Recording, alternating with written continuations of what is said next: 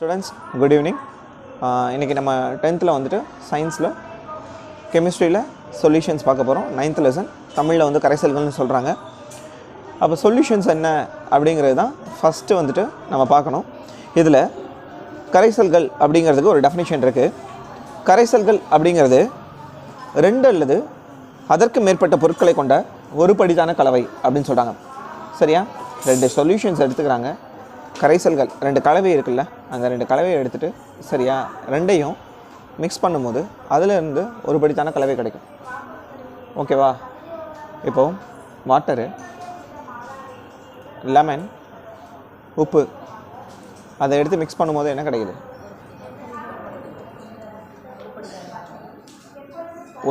ஒரு class of water and கொஞ்சம் salt, அதுக்கப்புறம் கொஞ்சம் சுகர் அண்ட் லெமன்.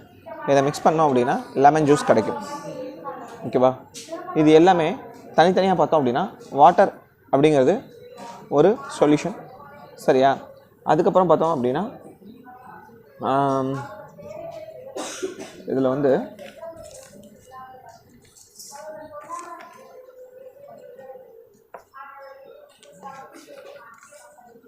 ஏமா கொஸ்டினே எடுத்து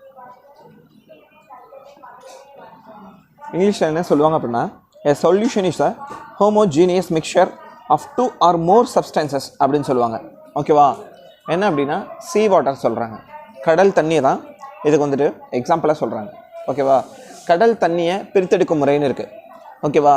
கடல் தண்ணியை பிரித்தெடுத்தாங்க அப்படின்னா கடல் தண்ணியவே மினரல் வாட்டராக மாற்றுவாங்க. அப்போது அதில் இருக்கிற எல்லா கண்டென்ட்டையுமே தனித்தனியாக எடுத்தோன்னா ஒவ்வொன்றும் ஒவ்வொரு கலவையாக இருக்கும். ஓகேவா? ஒவ்வொன்றும் இதுதான் இந்த இடத்துல விஷயம். ஓகேவா? செகண்ட் பாயிண்ட்டு, ஒரு கரைசலில் குறைந்தளவு எடை கொண்ட கூறு கரைப்பொருள் எனப்படும் அப்படின்னு சொல்கிறாங்க. ஒரு கரைசலில் பார்த்தோன்னு வச்சுக்கோவேன், இப்போது சீ வாட்டர், ஓகேவா, கடல் தண்ணியை எடுத்துக்கிறீங்க. அதில் உள்ள கண்டென்ட்டில் இருக்கிறதுலையே எந்த கலவை சரியா குறைந்தளவு எடை கொண்டதாக இருக்கோ அதை வந்துட்டு என்ன சொல்கிறாங்க அப்படின்னா கூறு கலவைன்னு சொல்கிறாங்க. இதில் வந்து பார்த்தோம் அப்படின்னா என்ன சொல்கிறாங்க,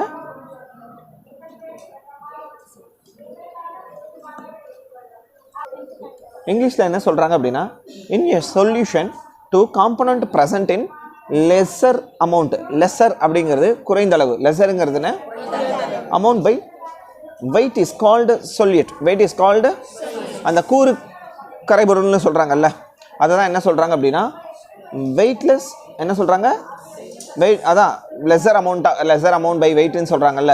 இருக்கிறதுலே பார்த்தோன்னா அந்த வெயிட்லேயே ரொம்ப கம்மியாக இருக்கிறது தான் லெஸர்னு சொல்கிறாங்க. அதை என்ன சொல்கிறாங்க அப்படின்னா சொல்யூட்னு சொல்கிறாங்க. அதை என்ன சொல்கிறாங்க, இஸ் கால்டு சொல்யூட். மூணாவது பாயிண்ட், ஒரு கரைசலில் அதிக அளவு எடை கொண்ட கூறு கரைப்பான் எனப்படும் அப்படின்னு சொல்கிறாங்க. அதில் கம்மியாக இருந்துச்சுன்னா கூறு கரைப்பொருள், அதிகமாக இருந்துச்சுன்னா கூறு கரைப்பான். ஓகேவா? இதில் என்ன சொல்கிறாங்க அப்படின்னா larger amount by weight is called solvent. அதில் என்ன சொல்கிறாங்க அப்படின்னா சொல்யூட், கம்மியாக இருந்துச்சுன்னா சொல்யூட், அதிகமாக இருந்துச்சுன்னா சால்வெண்ட். ஓகேவா?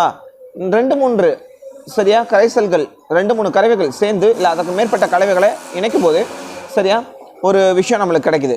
அதை என்ன சொல்கிறாங்க அப்படின்னா ஒருபடித்தான கலவைன்னு சொல்கிறாங்க. இந்த இடத்துல ஹோமோஜீனியஸ் மிக்சர், ஹோமோஜீனியஸ் எக்ஸாம்பிள் கடல் நீர், இங்கே சீ வாட்டர். செகண்ட் கொஸ்டின் போகிறோம். என்ன அப்படின்னா what is mean by binary solution. இப்போ பைனரி சொல்யூஷன் அப்படிங்கிறது இருமடி கரைசல். பைனரி சொல்யூஷன்ங்கிறதுன்னு ஒரு கரைபொருளையும் ஒரு கரைப்பானையும் கொண்டிருக்கும் கரைசல் இருமடி கரைசல் அப்படின்னு சொல்கிறாங்க. என்ன அப்படின்னா ஒரு இதில் நெகட்டிவ், இன்னொரு இதில் பாசிட்டிவ். அது மாதிரி இதில் வந்து ஒரு கரைபொருள் ஒன்று இருக்கும், அதே இதில் அந்த விஷயத்தை கரைக்கிறதுக்கான கரைப்பானும் இருக்கும். சரியா? ரெண்டுமே சேரும்போது அது இருமடி கரைசல்னு சொல்கிறாங்க. இங்கே என்ன சொல்கிறாங்க அப்படின்னா solution must at least be consisting of 2 components. சரியா? என்ன சொல்கிறாங்க அப்படின்னா consisting of 2 components is solute and solvent. Solute and அதிகமாக இருந்துச்சுன்னா என்ன சால்வெண்ட்டு, கம்மியாக இருந்துச்சுன்னா என்ன சொல்யூட்டு. அதே மாதிரி ரெண்டு சேரும்போது அது என்ன சொல்கிறாங்க அப்படின்னா 2 காம்பனன்ட்ஸ் சேரும்போது இருமடி கரைசல்னு சொல்கிறாங்க. செகண்ட் பாயிண்ட்டு, இக்கரைசலானது இரு கூறுகளை கொண்டுள்ளது. இந்த கரைசல் என்ன சொல்கிறாங்க, அதான் என்ன இரு கூறுகள், கூறு கரைப்பொருள், இன்னொன்று என்ன கூறு கரைப்பான். அதுதான் திரும்ப திரும்ப சொல்லிகிட்டு இருக்காங்க. ஓகேவா? அதுதான் இரு கூறுகள். ஓகேவா? என்ன பண்ணால் அந்த கரைசல் ஒன்று இருக்கும், கரைப்பொருள் எதை சொல்கிறாங்க அப்படின்னா சரியா கரைபொருளையும் கரைப்பானையும். ஓகேவா? அங்கே தனியாக சொல்லும்போது கூறு கரைபொருள் கூறு கரைப்பான்னு சொல்கிறாங்கப்பா. குறைந்தளவு எடை கொண்ட அந்த கரைசல்களில் மிக குறைந்த அளவு எடை கொண்டு இருக்கிறத கூறு கரைபொருள்னு சொல்கிறாங்க. அந்த கரைசல்களில் அதிக அளவு எடை கொண்ட கரைபொருள் என்ன அதிக அளவு எடை கொண்ட சரியா கரைசலை என்ன சொல்கிறாங்க அப்படின்னா கூறு கரைப்பான். அதிக அளவு வந்துச்சுன்னா கரைப்பான், குறைந்த அளவு வந்துச்சுன்னா கரைபொருள். இங்கே இங்கிலீஷில் லெசர் வெயிட்னு வந்துச்சுன்னா என்ன அப்படின்னா சொல்யூட். சரியா, லார்ஜர் வெயிட்னு வந்துச்சுன்னா சிம்பிள். ஓகேவா, இந்த இடத்துல such solutions which are made of one solute and two solvent, one solute and one solvent with the two components are called binary solution. அப்போ ஒரு சொல்யூட்டும் ஒரு சால்வெண்ட்டும் சேர்றது தான் இங்கே பைனரி சொல்யூஷன். ஓகேவா, அதுக்கு எக்ஸாம்பிள் என்ன சொல்கிறாங்க அப்படின்னா காப்பர் சல்ஃபேட் படிகங்கள் நீரில் கரைத்தல். ஓகேவா, என்ன காப்பர் இது சல்ஃபேட் படிகங்கள் நீரில் கரைத்தல் அப்படிங்கிறது என்ன அப்படின்னா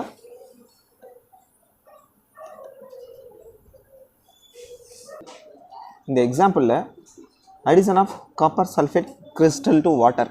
ஒரு தூய தண்ணீரில் ஓகேவா கிறிஸ்டல் அந்த காப்பர் சல்ஃபேட் கிறிஸ்டல்ஸ் இருக்குல்ல அதை மிக்ஸ் பண்ணும்போது அதோட கலர்ஸ் என்னவா சேஞ்ச் ஆகுது அப்படின்னா ப்ளூ கலரில் சேஞ்ச் ஆகுது. உள்ள அதை வீடியோவில் நல்லா கிளியராக இருக்குல்ல இந்த இமேஜ். ஓகேவா, அந்த கிறிஸ்டல்ஸ் பார்த்தீங்க அப்படின்னா ஒரு ப்ளூ கலரில் மிக்ஸ் ஆகுது. ஓகேவா, இது காப்பரோட கிறிஸ்டல்ஸ் மிக்ஸ் ஆகும்போது ஏற்படுற நிறம். ஓகேவா, அப்போது இதோட கலர்ஸ் என்ன அப்படின்னு கேட்டாங்கன்னா ப்ளூ ஃபர்ஸ்ட் ஆஃப் ஆல். ஓகேவா, அப்போது ஒரு தூய தண்ணீரில் காப்பர் சல்ஃபேட்டை மிக்ஸ் பண்ணும்போது அது ஏன் ப்ளூ கலராக மாறுது அப்படிங்கிறத நீங்கள் யோசிக்கணும். ஓகேவா, இதில் கரைபொருள் எது கரைப்பான் எது அப்படிங்கிறதையுமே பார்க்கணும். ஓகேவா, இதில் கரைபொருள் எது கரைப்பான் எது?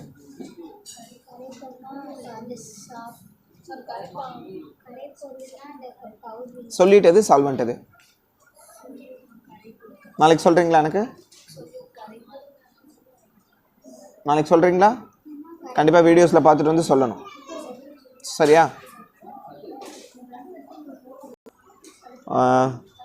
ஸ்டூடெண்ட்ஸ், அடுத்து வந்துட்டு நம்ம தேர்ட் கொஸ்டின் பார்க்குறோம். என்ன தேர்ட் கொஸ்டின் அப்படின்னா கிவ் அன் எக்ஸாம்பிள் ஈச். என்ன அப்படின்னா சொல்யூட் சால்வெண்ட், அதுக்கான எக்ஸாம்பிள் கேட்குறாங்க. ஓகேவா, கரைபொருள் மற்றும் கரைப்பான். திரவத்தில் வாயு.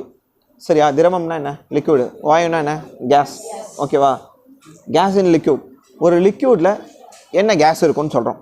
நீரில் கரைக்கப்பட்ட கார்பன் டை ஆக்சைடு, சோடா நீர். ஓகேவா, ஒரு சோடா இருக்குல்ல, கோலி சோடா, இப்படி நம்ம ஓப்பன் பண்ணுறோம், அப்படி அடித்த உடனே குஃப்னு வருதா?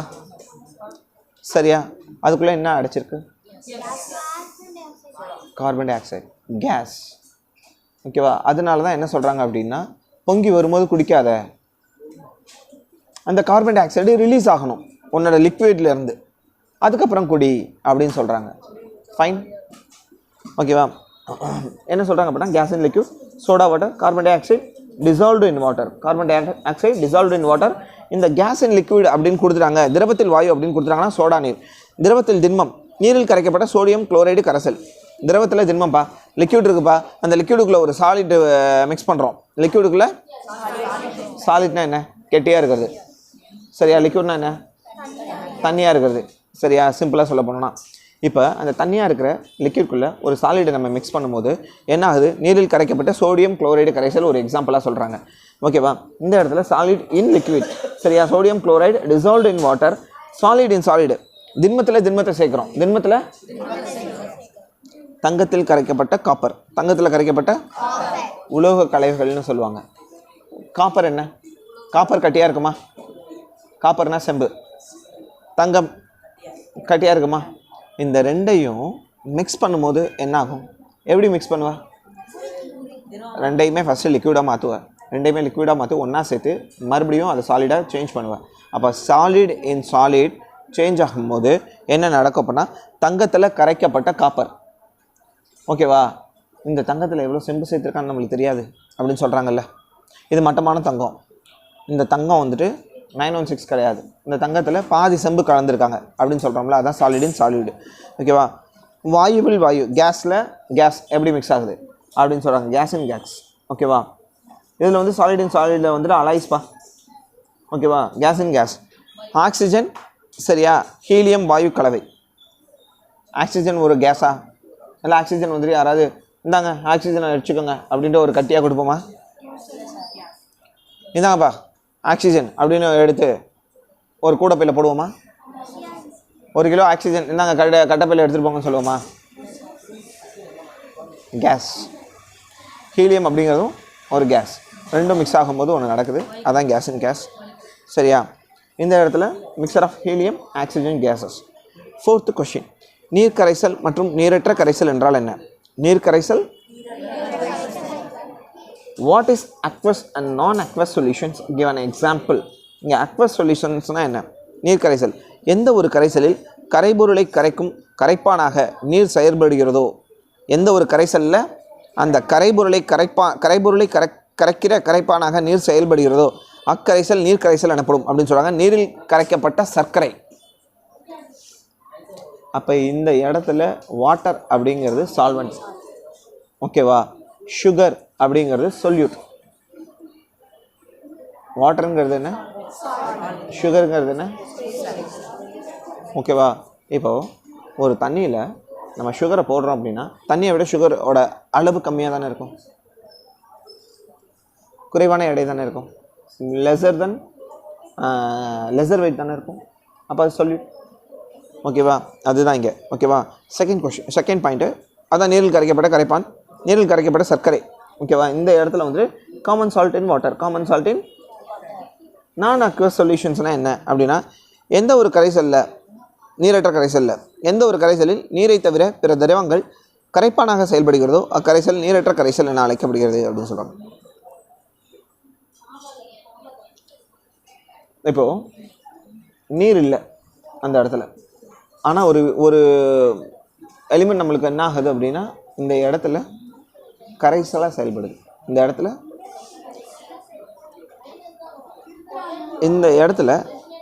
எந்த ஒரு கரைசலில் நீரை தவிர பிற திரவங்கள் கரைப்பான். எப்போவுமே நீர் தான் கரைப்பானாக இருக்கும்பா. சரியா? மற்ற எலிமெண்ட் என்னவாக இருக்கும்? கரைசலாக இருக்கும். இந்த இடத்துல நீர் இல்லை. அப்போ எதை வச்சு கரைக்கிறாங்க அப்படின்னு சொல்லி பார்க்குறாங்க. சிம்பிள். சரியா? கார்பன் டை சல்ஃபைடில் கரைக்கப்பட்ட சல்ஃபர். சரியா? சல்ஃபர் எப்படி இருக்கும்? ஒரு பவுடர் ஃபார்மேஷனில் இருக்கும். சல்ஃபர் எப்படி இருக்கும்? ஓகேவா? இந்த இடத்துல கார்பன் டை சல்ஃபைடு பாஸ் பண்ண காட்டுறேன். நெக்ஸ்ட் கொஸ்டின், கன அளவு சதவீதம் வரையறு. கன அளவு சதவீதம் என்பது ஒரு கரைசலில் உள்ள கரைபொருளின் கன அளவை சதவீதத்தில் குறித்தால் அது அக்கரைசலின் கன அளவு சதவீதம். ஒன்றும் இல்லைப்பா, ஒரு கரைப்பான் இருக்குல்ல, சால்வெண்ட்டில் ஒரு சொல்யூட்டை கரைக்கிறோம். அந்த கரைபொருளின் கன அளவு, ஓகே, அந்த சொல்யூட்டோட வெயிட்டேஜ் கன அளவு என்னங்கிறத பார்த்தோம் அப்படின்னா அதை பர்சன்டேஜில் சொன்னோன்னா அதுதான் என்ன சொல்கிறாங்க அப்படின்னா, சரியா, வால்யூம் பர்சன்டேஜ். சரியா? அதான் என்ன சொல்கிறாங்க அப்படின்னா அது கன அளவு சதவீதம் ஈக்குவல் டு கரைபொருளின் கன அளவு டிவைடட் பை கரைபொருளின் கன அளவு ப்ளஸ் கரைப்பானின் கன அளவு இன்ட்டு 100. கன அளவு சதவீதம். சரியா? Volume percentage is equal to volume of the solute divided by volume of the solution. சரியா? Plus volume of the solvent into 100. Volume of the solvent into. Okay. அடுத்து வந்துட்டு குளிர் பிரதேசங்களில் நீர்வாழ் உயிரினங்கள் அதிகம் ஏன் வாழுகின்றன? ஏன்? சரியா? இந்த இடத்துல அக்வாட்டிக் அனிமல்ஸ்னால் என்னப்பா? அது நீர்வாழ் உயிரினங்கள். எதாவது நீர்வாழ் உயிரினங்கள்? தவளை நீர்வாழ் உயிரினங்களா? சிறுத்தை, கடல் சிறுத்தை நீர்வாழ் உயிரினங்களா?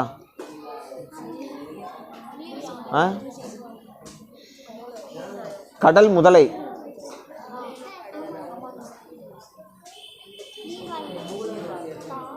கடற்காகம்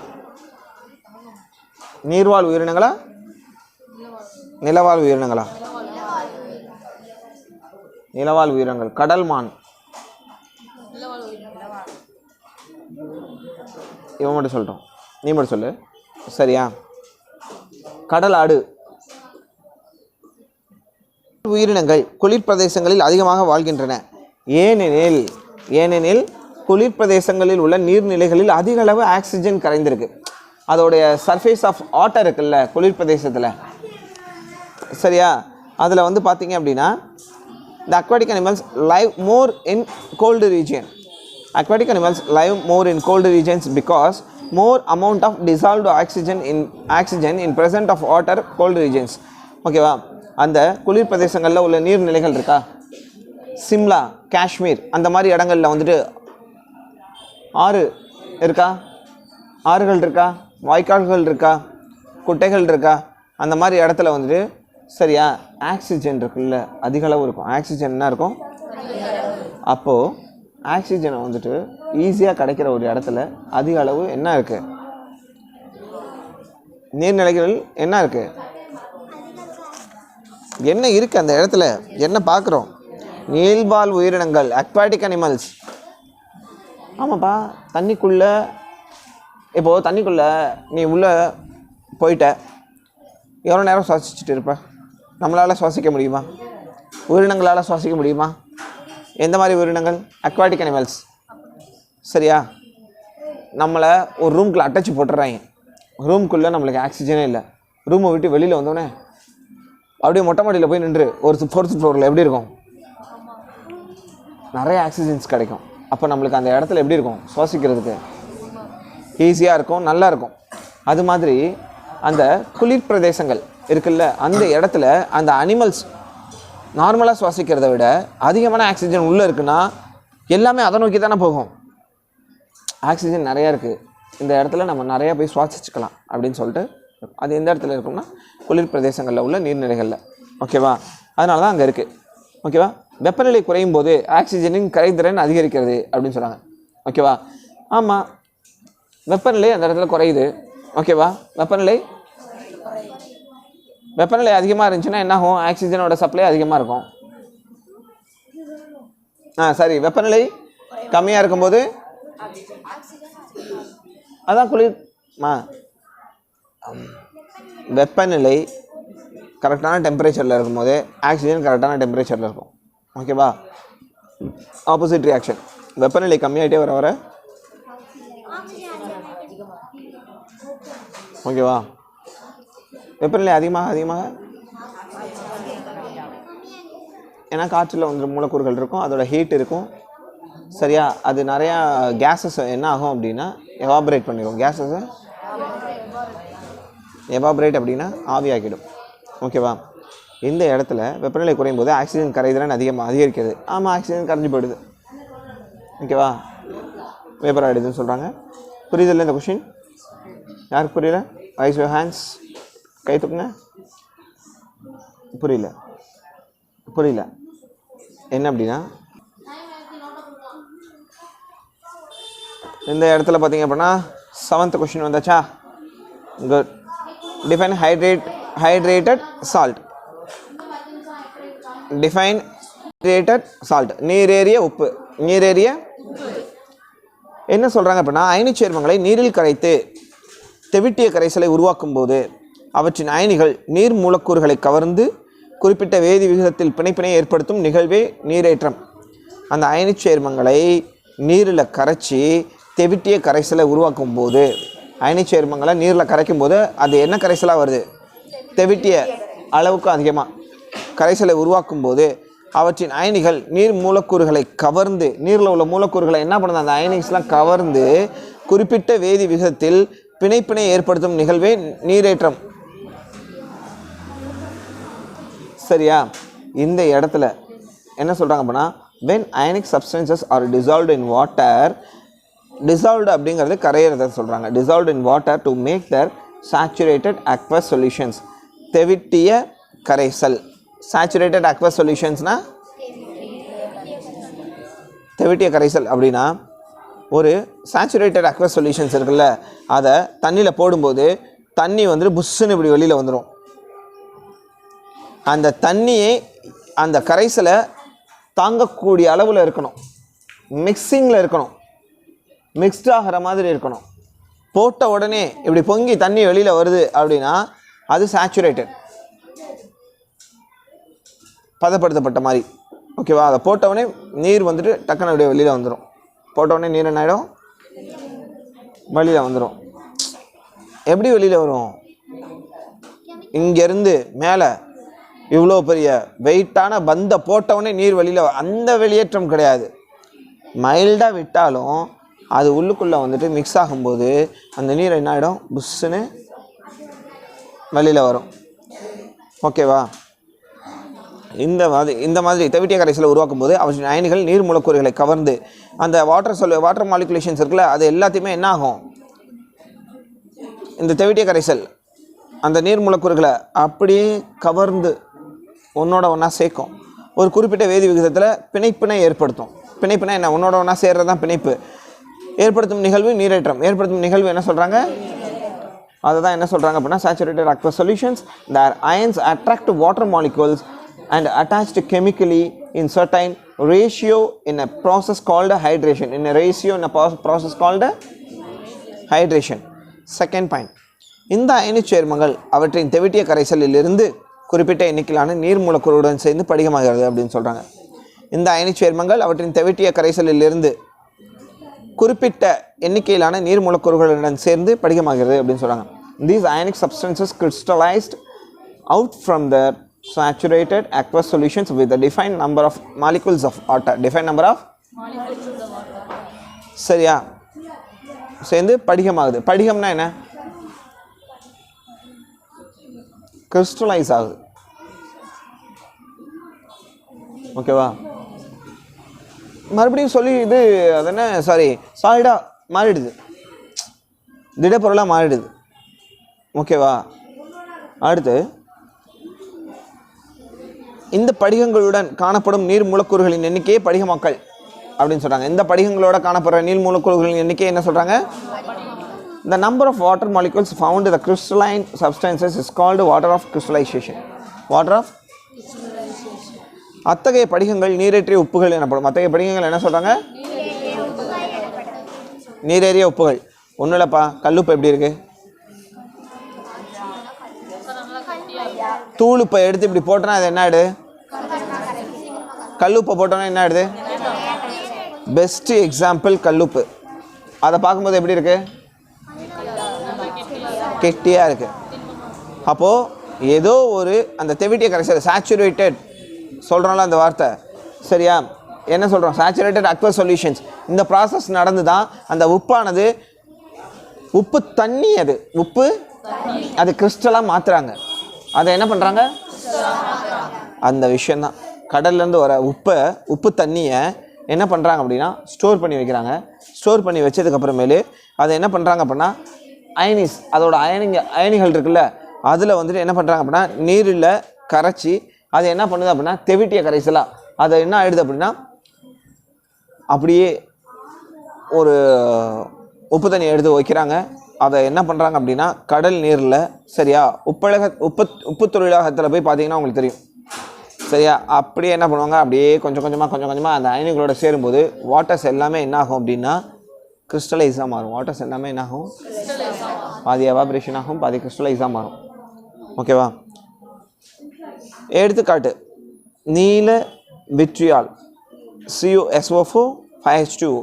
சரியா? இந்த இடத்துல சொல்கிறாங்க ப்ளூ விட்ரியால் CuSO4 5H2O அப்படின்னு சொல்கிறாங்க. 8th கொஸ்டின், சூடான தெவிட்டிய காப்பர் சல்ஃபேட் கரைசலை குளிர்விக்கும் போது படிகங்களாக மாறுகிறது அப்படின்னு சொல்கிறாங்க. அந்த படிகமாக்கல் நீரின் காரணமாக நீல நிற காப்பர் சல்ஃபேட்டு, சரியா, பென்டாஹைட்ரேட் படிகத்தை மெதுவாக வெப்பப்படுத்தும் போது அந்த நீல நிற காப்பர் சல்ஃபேட் இருக்குல்ல, அது பென்டாஹைட்ரேட் படிகத்தை வெப்பப்படுத்தும் போது 5 நீர் மூலக்கூறுகளை இழந்து நீரற்ற காப்பர் சல்ஃபேட்டாக மாறுது. ஃபஸ்ட்டு நிறம் இல்லாமல் போயிடுது. அது ஆக்சுவலாக ஃபஸ்ட்டு என்னவா மாறுது, ப்ளூ கலரில் இருக்குது. சரியா? நீல நிற காப்பர் சல்ஃபேட் பென்டாஹைட்ரேட் படிகத்தை மெதுவாக என்ன பண்ணுறாங்க அப்படின்னா ஹீட் பண்ணுறாங்க. நீல நிற காப்பர் சல்ஃபேட் பென்டாஹைட்ரேட் படிகம். இங்கே என்ன சொல்கிறாங்க அப்படின்னா, சரியா, காப்பர் சல்ஃபேட் பென்டாஹைட்ரேட் கிறிஸ்டல்ஸ் அப்படின்னு சொல்கிறாங்க. இதை வந்துட்டு ஆக்சுவலாக, சரியா, வெப்பப்படுத்துகிறாங்க. இதை என்ன பண்ணுறாங்க, வெப்பப்படுத்தும் போது இது என்ன ஆகுது, நிறம் இல்லாமல் கலர்லெஸ்ஸாக மாறிடுது. ஃபஸ்ட்டு ஒன்று. செகண்ட் வந்துட்டு நீரற்ற காப்பர் சல்ஃபேட்டாக மாறுது. படிகமாக்கல் நீரின் மூலமாக நீரற்ற காப்பர் சல்ஃபேட் உப்பை குளிர்விக்கும் போது உப்பானது மீண்டும் நீல நிற நீரேறிய உப்பான படிகங்களாக மாறுகிறது. ஓகேவா? இந்த இடத்துல என்ன சொல்கிறாங்க, ஃபஸ்ட்டு ஹீட் பண்ணும்போது அது என்னவா மாறுது, கிறிஸ்டலைஸாக மாறுது. மறுபடியும் அதை என்ன பண்ணுறாங்க, கூல் பண்ணும்போது மறுபடியும் என்ன ஆகுது, லிக்விடாக மாறிடுது, கலர்லெஸ். அதாவது என்ன ஆகுது அப்படின்னா, சூடு பண்ணும்போது ஃபஸ்ட்டு கலர்லெஸ்ஸாக போயிடுது, அதில் இருக்க வாட்டர் கண்டென்ட்டு போயிட்டு அது ஒரு கிறிஸ்டலைஸாக மாறுது. மறுபடியும் அந்த கிறிஸ்டலைஸாக மாறினதுக்கு நிறம் இல்லை, அதில் இருந்த நீரும் இல்லை, ப்ளூ கலரும் போயிடுது, அதில் உள்ள வாட்டர் கண்டென்ட்டும் போயிடுது. மறுபடியும் அதை சில் பண்ணும்போது வெள்ளை கலராக, அதான் நிறம் இல்லாமல் இருந்த அந்த கலர்லெஸ் மறுபடியும் ப்ளூ கலராக மாறுது, மறுபடியும் அது வாட்டர் கண்டென்ட்டாக மாறுது. சில் பண்ணால் பழைய நிலைக்கு வரும், சூடு பண்ணால் என்ன ஆகும் அப்படின்னா அதில் உள்ள வாட்டர் கண்டென்ட்டும் ப்ளூ கலர் போயிட்டு கலர்லெஸ்ஸாக மாறிடும். சிம்பிள். ஓகேவா? ஈரம் உறிஞ்சிகள் மற்றும் ஈரம் உறிஞ்சி கரைபவைகளை அடையாளம் காண்க அப்படின்னு சொல்கிறாங்க. இங்கே ஈரம் உறிஞ்சி, இந்த இடத்துல ஈரம் உறிஞ்சி கரைபவை.